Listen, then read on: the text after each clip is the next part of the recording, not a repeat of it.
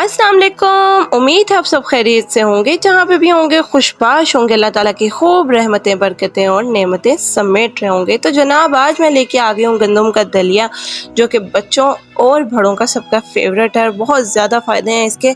तो इससे पहले मैं आपको बताती चलूँ कि चैनल को कीजिए सब्सक्राइब, लाइक और शेयर। तो यहाँ पे देखिए कि मैंने ले लिया 1 कटोरी दलिया, भर के कटोरी ले ली थी। तो इसमें हमें सबसे पहले ना इसको अच्छे से चुन लेना चाहिए। तो यहाँ पे मैंने बारीक वाला दलिया यूज़ किया है।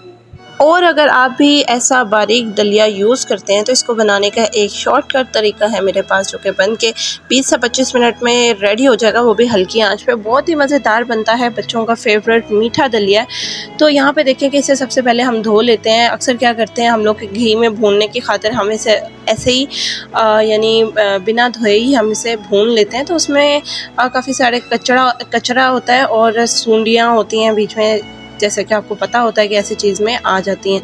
तो यहाँ पे अच्छे से दलिया धोने के बाद मैंने 1 लीटर इसमें पानी डाल दिया है और हल्की आंच पे मैं इसमें पकने के लिए रख दूँगी।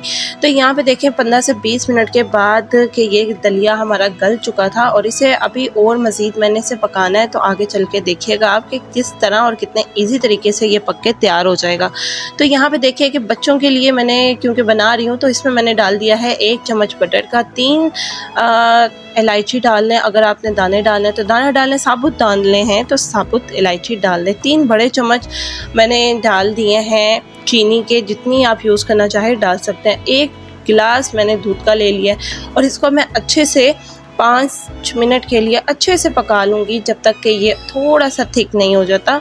तो यहाँ पे देखें कि इसे मैंने मज़ीद पकाने के लिए कवर कर दिया था। यहाँ पे बड़ा शानदार सा ये दलिया बनके तैयार हो गया था। इसे मज़ीद 2 से 3 मिनट के लिए पकाऊंगी और इसके बाद देखिए कि शानदार सा दलिया तैयार है। बहुत प्यारी सी खुशबू थी, बड़ा मज़ेदार जायका था। आप भी ज़रूर ट्राई कीजिए और कमेंट सेक्शन में बताइए।